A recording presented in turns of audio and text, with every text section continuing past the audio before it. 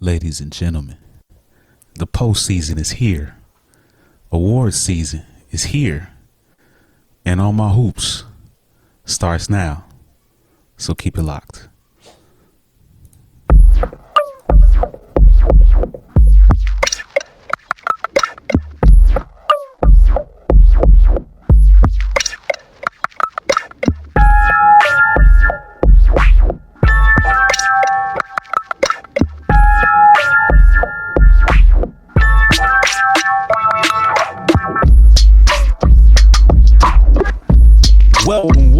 Welcome, ladies and gentlemen, to an all new episode of the On My Hoops podcast, starring yours truly, John J. Once again, as always. And this week, ladies and gentlemen, it is official. The stage is set. The play-in is set. The award season is here. We finna get into it, ladies and gentlemen. Boy, it went down today. We had some play-in and seed clinching games today, mainly for the Western Conference. We had teammates throwing blows, getting into it, having just a downright hard time.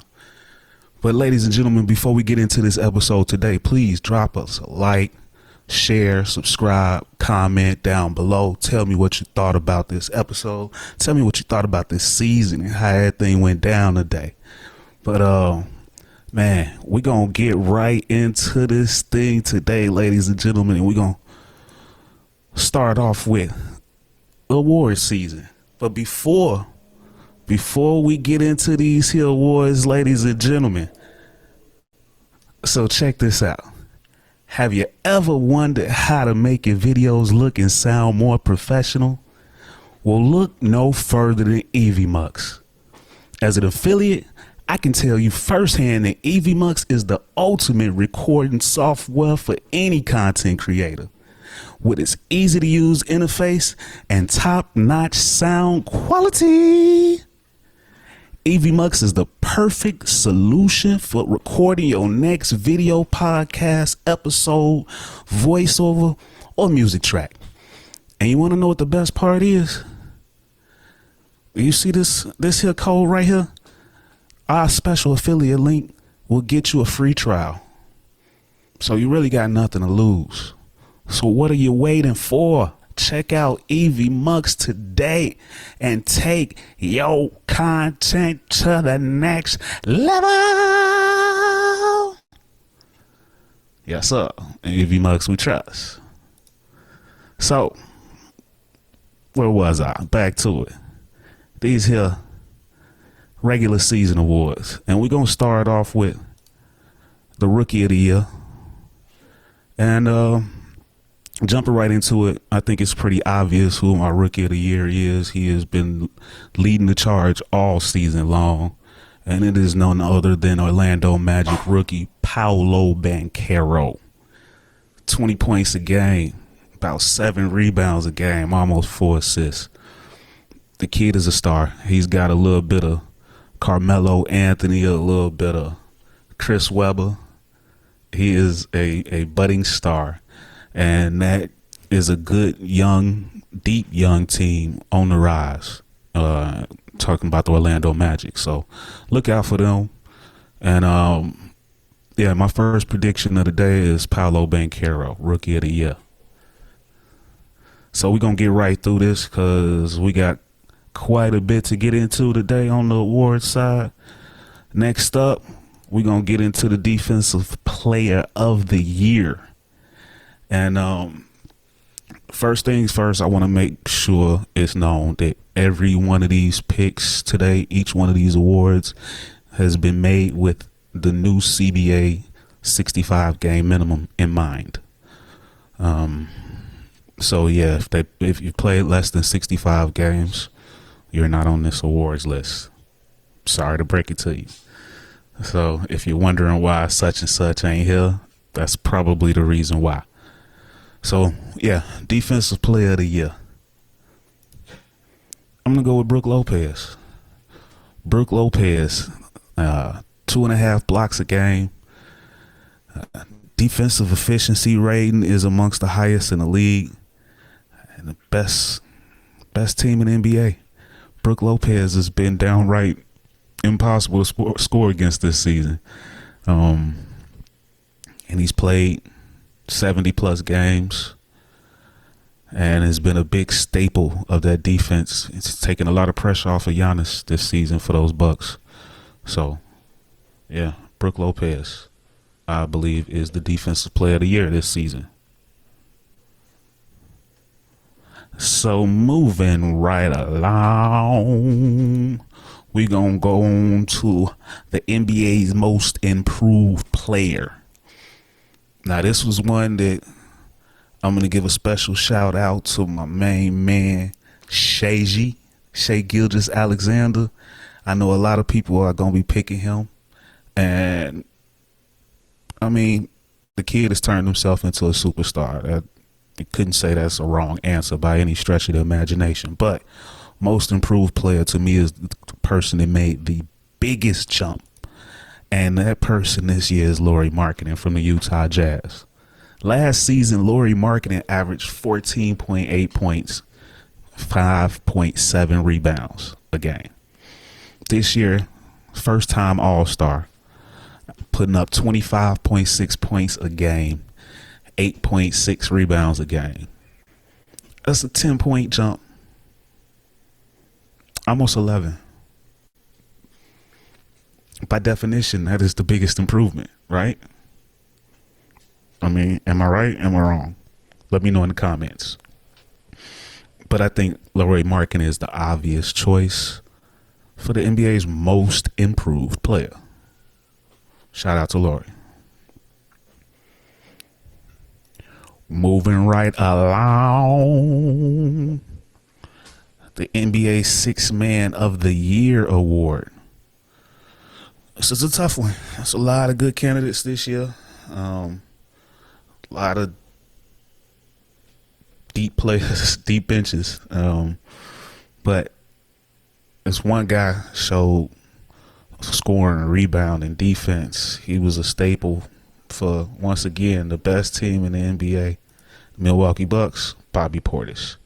14 points a game, almost 10 rebounds a game, 26 minutes a game. Team with the best record in the NBA. I mean, this guy is better than most people starting big. Bobby Portis. This is a big man type of year. There's a theme this season. The year of the bigs. So moving along to everybody's favorite, my favorite. We've hinted at it all season long. The Mac Daddy Award, the NBA's most valuable player.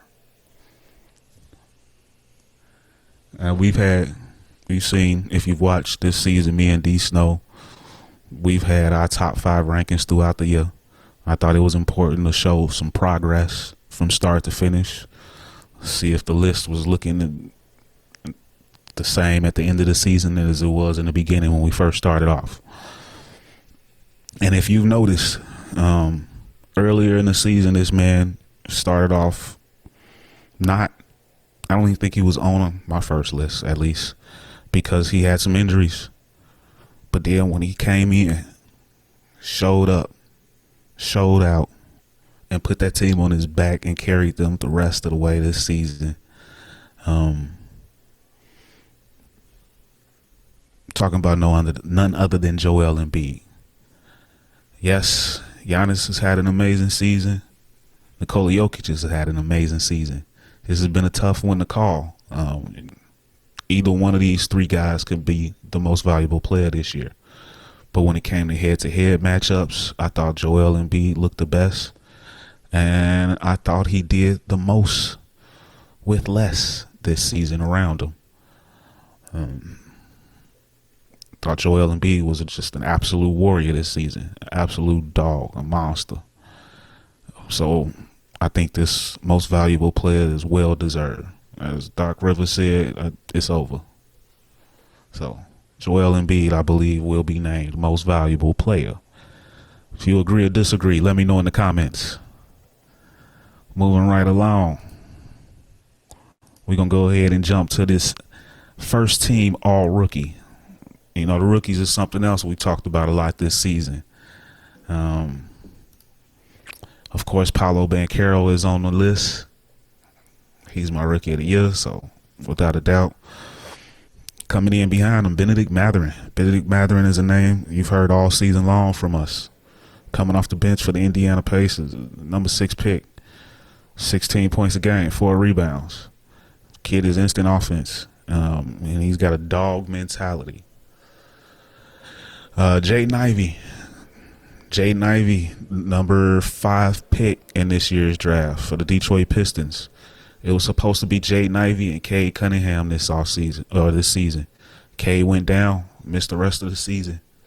And Jaden Ivey picked it up, became the leader of that team as a rookie. Put up 16, 5, and 5 for 16 points, 4 rebounds, 5 assists. And he showed legit leadership qualities. I think this kid is going to be really special, and he's going to be a problem for years to come. Walker Kessler was included in the Donovan Mitchell trade, the Rudy Gobert trade from Minnesota. He was drafted by Minnesota, traded to Utah. Was a fill-in. Ended up being one of the best defensive players in the entire NBA. Almost 2.5 blocks a game this season for young Walker Kessler. And the surprisingly competitive down to the last couple game Utah Jazz. Then to round out the first team is Keegan Murray. Keegan Murray started the season late, but when he came in with a bang. Shooting lights out for the now number 3 in the Western Conference, Sacramento Kings. He was a big part of that. When he was drafted number 4 ahead of Jaden Ivey, people thought that they had made a mistake, but it appears that they were on to something. This is another kid that I think has a bright future. Kind of has a little bit of a Danny Granger type of quality to his game, if you remember that name. So shout out to him. Congratulations. I think that is going to be your first team all rookie. 4 of the top 6 picks in the first round of this year's draft. So well done, GMs. You made the right choice. Moving along to the second team. Second team, we got Jalen Durant, big man of the Detroit Pistons. Averaged almost a double-double in his first season. Played really good defense. I think has a very bright future for that Detroit Pistons team. He's going to be a staple for that roster. They got bookends in this draft with this point guard and this center. So that Detroit Pistons team is going to be very nasty coming up really soon in the near future. Next up, Jabari Smith, the number 3 pick in this past draft. Almost 13 points a game, 7 rebounds. Another late bloomer, but strong defensive player, nice shooter. I think he needs to get a little bit stronger going forward, but the future is bright for this kid. Next up is his teammate, Tari Eason. Tari Eason is somebody who I've been watching since the draft. I talked about him multiple times. Kind of got a little do it all, everything to his game. He can shoot, he can drive, he can defend. Future's bright for this kid as well. Then another young kid, Jalen Williams, Oklahoma City Thunder. They are in the play-in tournament, and it is in part a big part to what this kid has brought to the table. Shooting, playmaking, defense. He's got real long arms. Future is bright for this kid. Paired up with Shai G, they're going to be a problem. They already are a problem. They're in the play-in. Watch out for them next week. We'll get into that a little bit later. And then rounding out the top five, the second team. Andrew Nembhard of the Indiana Pacers. Thought he came up out of nowhere, played really good basketball, scored the ball really well, passed the ball really well. Nice young playmaker. This Indiana Pacers team, another young team that's got some really good young playmakers that are going to be a problem for a long time. So these kids were fun to watch. Moving right along, we're going to get into first team all defense. It's a tough one. A lot of good players, a lot of good defensive players this season. But we're going to start off with Drew Holiday. Drew Holiday is a constant pest. One of the best on-ball defenders in the entire NBA. He is big. He is strong. He is an aggressive defender. He is a problem for most of these young point guards, and he's very smart. Drew Holiday, he plays the passing lanes really well. Alex Caruso, another player who plays the passing lanes really well, one of the best on-ball defenders. One of the highest swipe deflection ratios in the entire NBA this season. And the Bulls have one of the best defensive teams all year long, surprisingly so. And Alex Caruso has been a huge part of that. Draymond Green. I mean, he's pretty much on this list every year. They haven't had the best season in Golden State this year, but Draymond Green, his defense has been money, as always. That's one thing you can count on with that guy. His defense and his playmaking. He got heart and hustle, and he's coming to bring it every single night. And I got the young Evan Mobley. Evan Mobley is a do-it-all guy for this young Cleveland Cavaliers team, and he's going to be a problem in the playoffs. That defensive front court with him and Jared Allen, oh my goodness. Nightmares. Nightmares. New York Knicks will be seeing that. Julius Randle will be seeing that firsthand. But this young kid, one of the best double-double guys in the entire NBA as well. Evan Mobley has got it all. And then Brook Lopez, a defensive player of the year. He's got to be in first team all defense. I mean, they go together like peanut butter and jelly. You can't have one without the other. It just is what it is. So let me know what you think about that first team all defense. Hit me in the comments. Tell me if your team is any different. But let's move right along to the second team. Second team all defense. I got, starting from the Boston Celtics, I got Derek White. Then I got Dylan Brooks. I mean, he's a pest. People hate him, but his defensive efficiency rating is really, really good. Then OG Anunoby from the Toronto Raptors. Another sleeper, surprisingly. A lot of people don't talk about him, but he is a really good on-ball defender that gets his hands in passing lanes just like Caruso.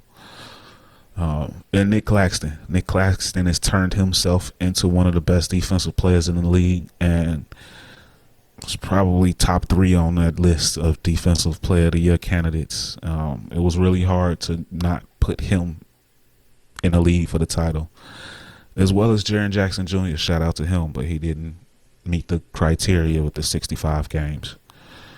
And then followed up by Walker Kessler. I talked about him early on the rookie team. This kid ended up amongst the top leaders in blocks per game, one of the best defensive players in all of the NBA, and he's just getting started. So shout out to him.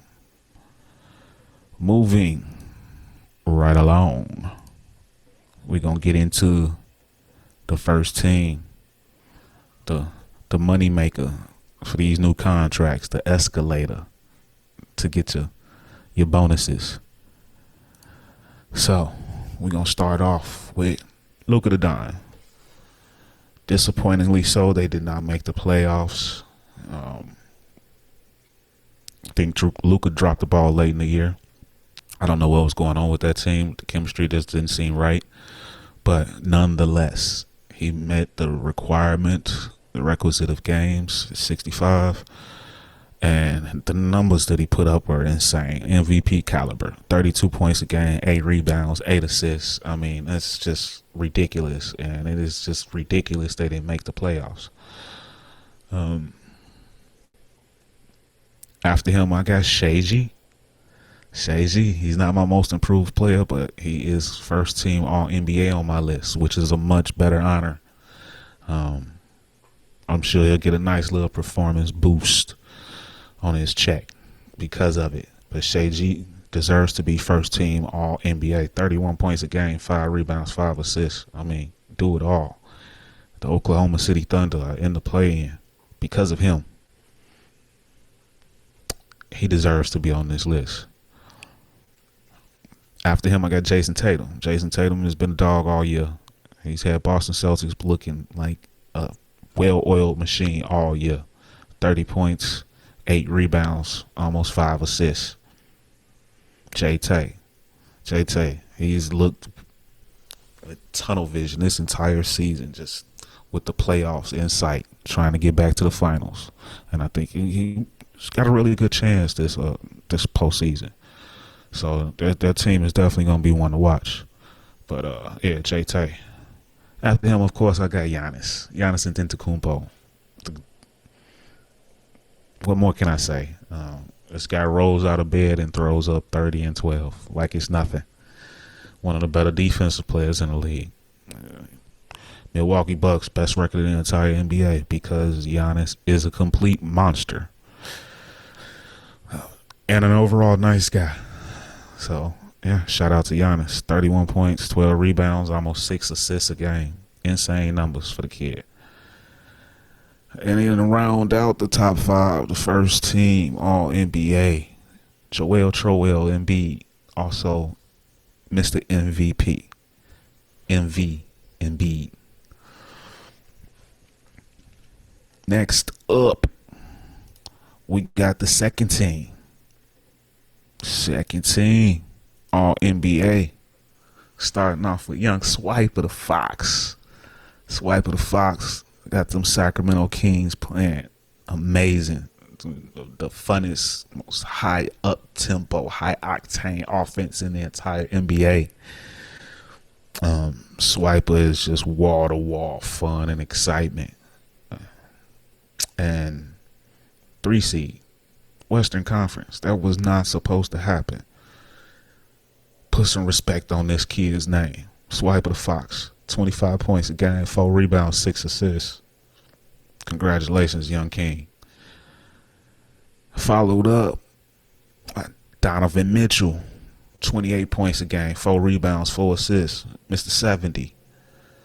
Donovan Mitchell then provided some of the biggest highlights we've never seen this season. New York Knicks are kicking themselves. They didn't trade for him, and now they got to see him in the first round. That should be a fun matchup. After that, I got Jaylen Brown. 26 points a game, almost 7 rebounds, 3.5 assists per game. Jaylen Brown is no regular. He is no Robin. Jaylen Brown is a star in his own right. That's why them Boston Celtics are going to be a problem. They've been there, they're hungry, and they're trying to get back. And they're still young and hungry. And Jaylen Brown got that dog in him. So, shout out to him. He belongs on this second team, All NBA. After that, Julius Randle. I mean, congratulations, Julius Randle. You balled out this season. Ain't nobody calling the Knicks a fluke right now. You and Jalen Brunson put that team on your back and have thoroughly impressed this entire season, and you deserve all the credit that you're receiving. You put together an amazing season. 25 points a game, 10 rebounds, 4 assists. You truly are the leader of that team. So congratulations. After that, I got Nikola Jokic. Another MVP candidate. He very well could win the award, but he doesn't play defense, so I got to give it to Joel. But still, he almost finished the season with a triple-double average, 24.5 points a game, 12 rebounds, 11.8 rebounds, and 9.8 assists. He just barely missed it, but he still deserves to get that bonus. So shout out to the Joker. All right, next up, we got the third team, All NBA. Third team, this one was tough. The last of the Mohicans.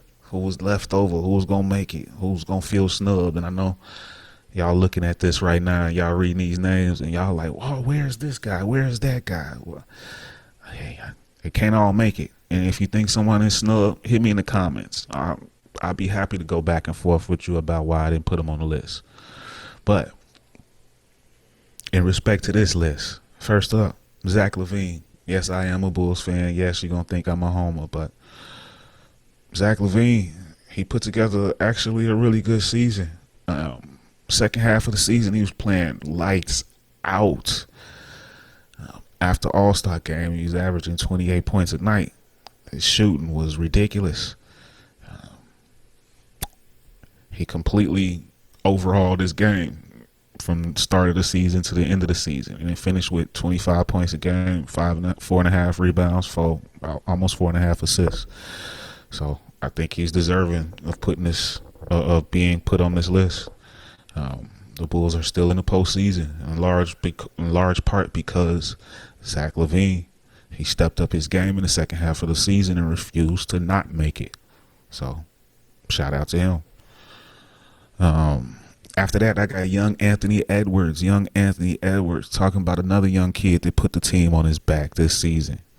They finally got Karl Anthony Towns back late in the year, but this kid had done it all year long without much help.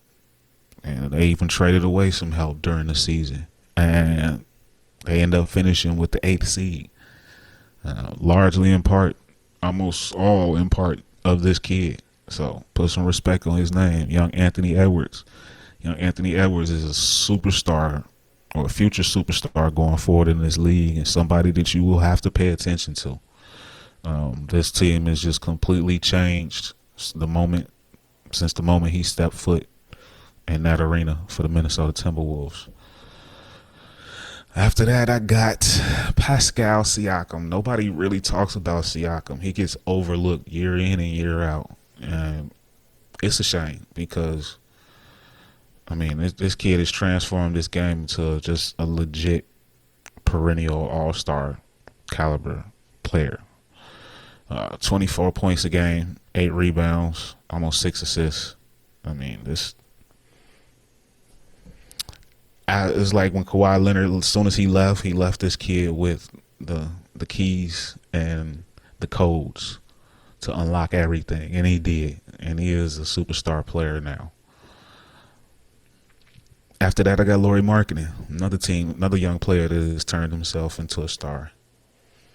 My most improved player this year, 25 points, 8.5 rebounds, first-time All-Star, and now first-time third-team All-NBA. Congratulations, Lauri Markkanen. And to finish off this list, I got Domantas Sabonis. Another big that averaged almost a triple-double. The outlook of that team changed when they traded for him last season. And now look at him. Number 3 in the Western Conference, those Sacramento Kings. Because of Swipe of the Fox, Domantas Sabonis, and one more guy who's on another part of this list coming up later. But yeah, Domantas Sabonis, he absolutely deserves to be on this list.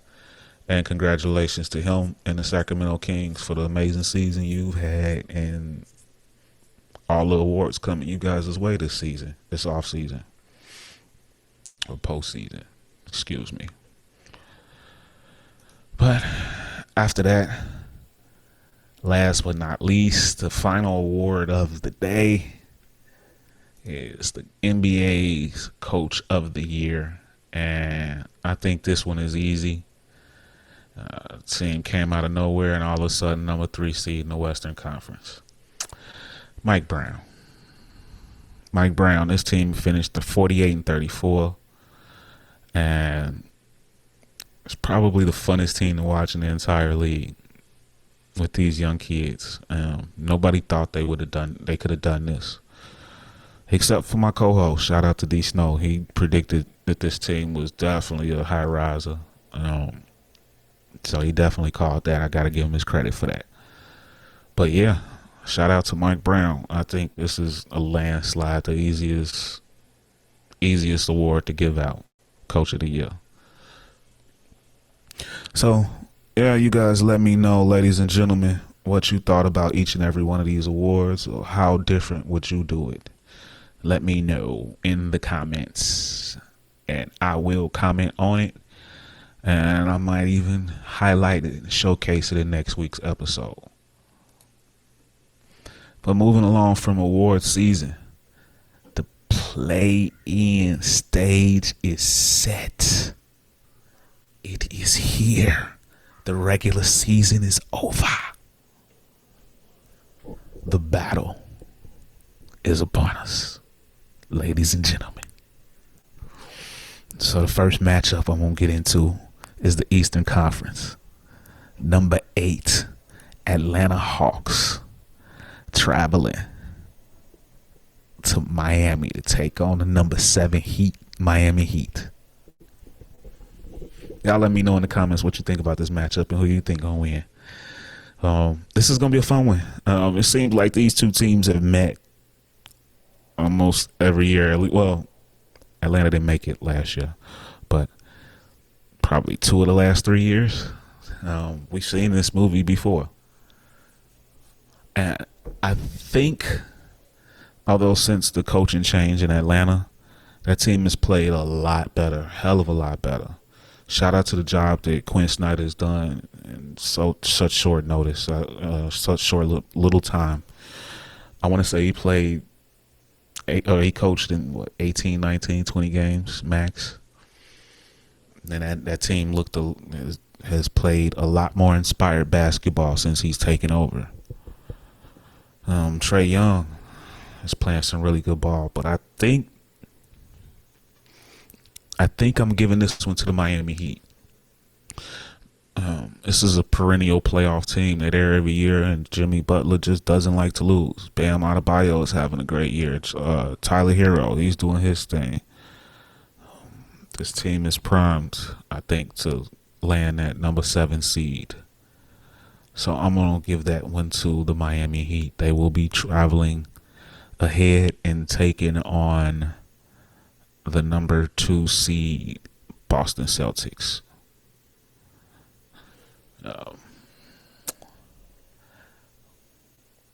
Moving along, if you wonder what I'm doing, I'm just double checking and making sure the Boston Celtics was the number 2 seed. Yes, they did finish with it.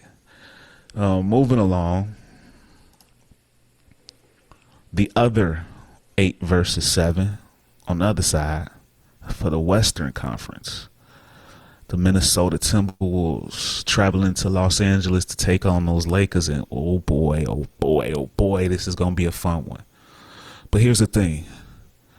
In the Minnesota Timberwolves regular season finale, we had a little scuffle between teammates, and Rudy Gobert was caught on camera punching his own teammate, Kyle Anderson, slow-mo.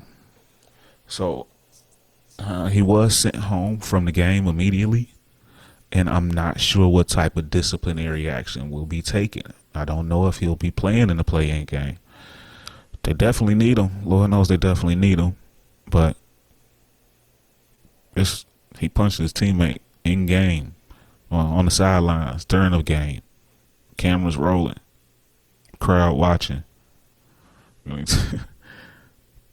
Last game of the season, I can't believe he slipped up and did that. But right now, I'm imagining that all the players are playing in this game against the Lakers, so I'd have to say Cat and Rudy against LeBron and AD.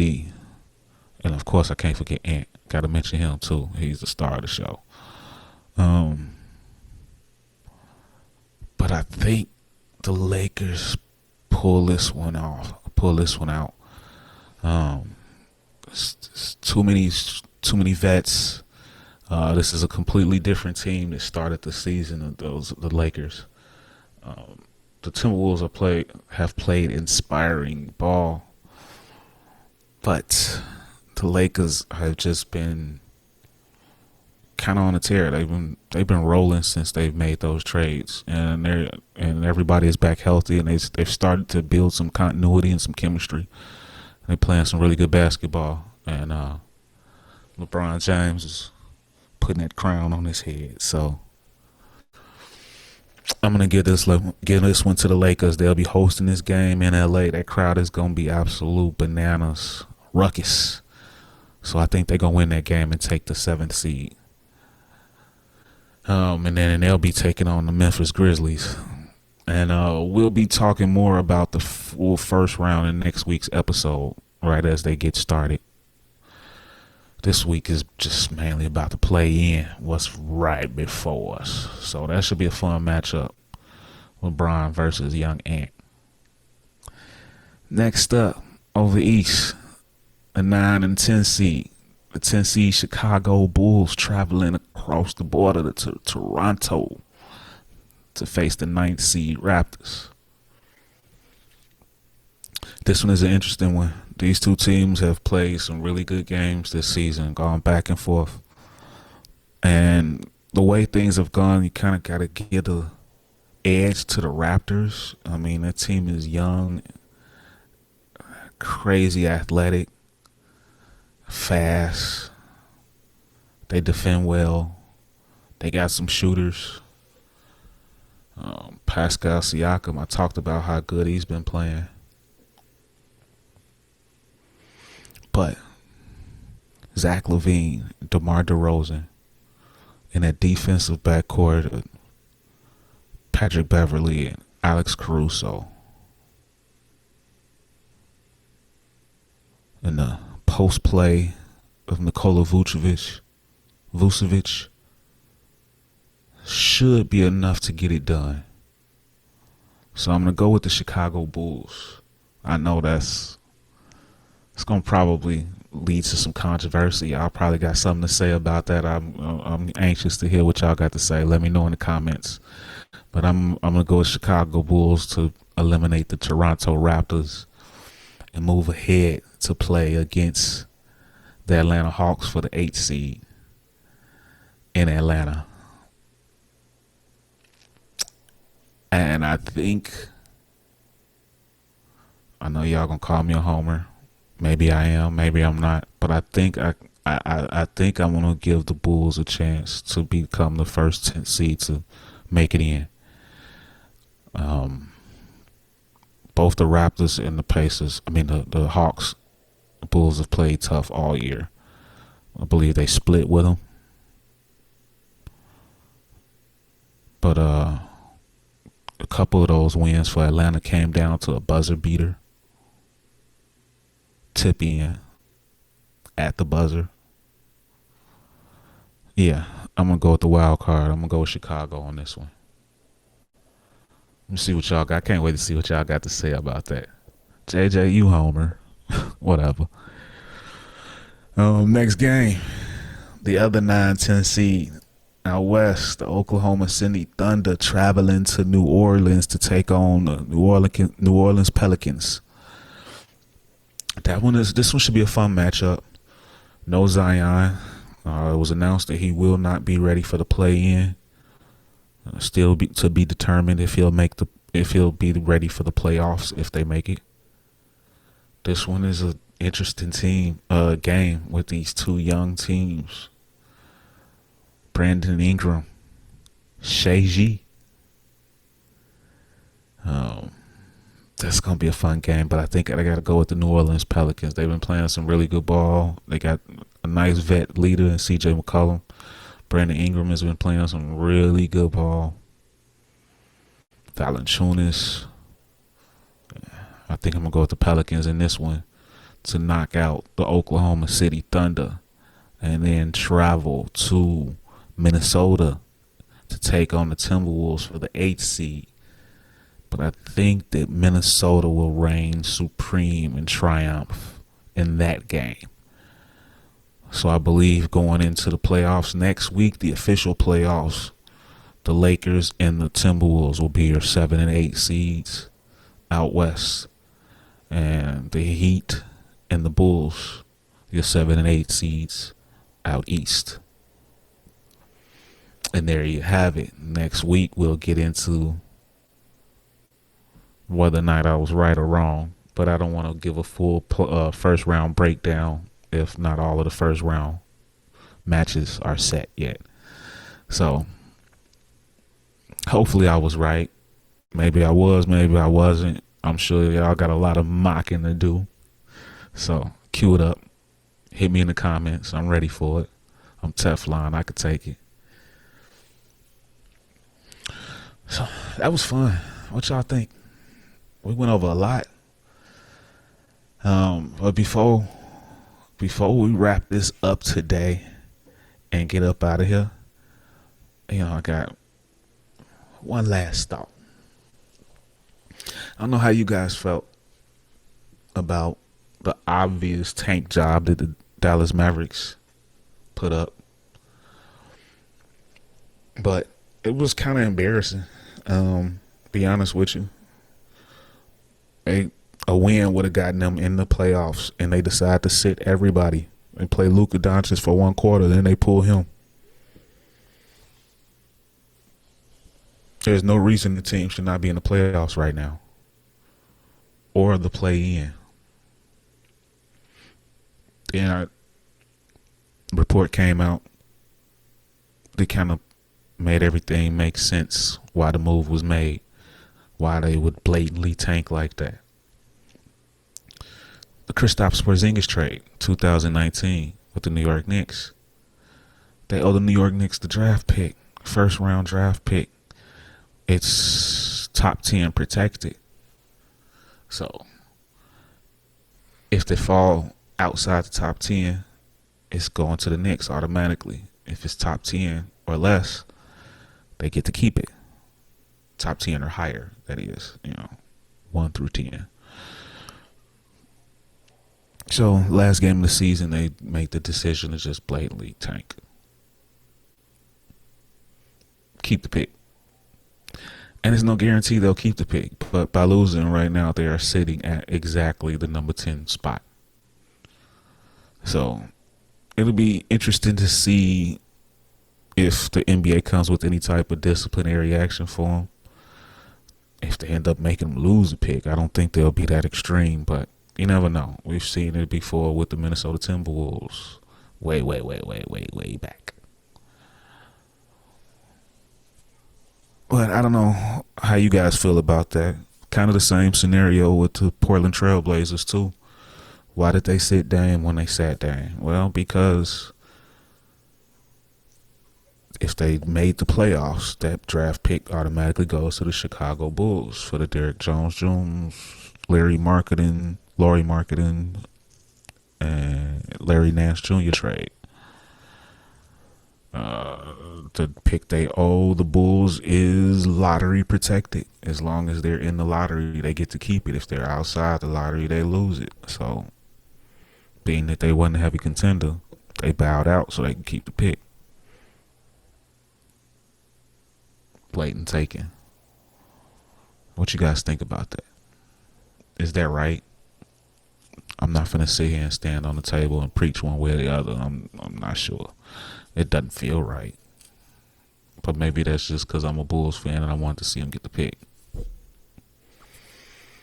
But even for the Mavs, it doesn't feel right. It feels sneaky. What y'all think? They well within their right?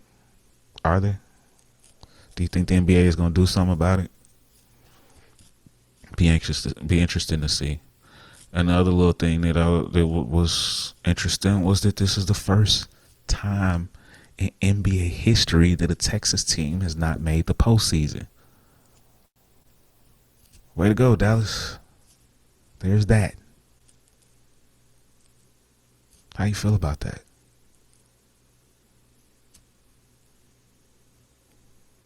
Kind of sucks. So, it is what it is, ladies and gentlemen. if you like what you're seeing, like what you heard today, if you're listening on the podcast, drop us a like, follow, share, subscribe, all that good stuff. Comment below. You watching on YouTube, tell me what you thought about it. Give me your award winners. Give me your play-in winners. Tell me what you feel about this Texas not making the playoffs and Dallas Mavericks blatantly tanking. I think it was a pretty good episode today. What about y'all? You guys have some fun? If you did, please don't forget, drop that like. It helps this show grow, and I can constantly make it better with your feedback. And if it was something that you don't like, I can work on improving that. But with that being said, ladies and gentlemen, from us here at the On My Hoops podcast,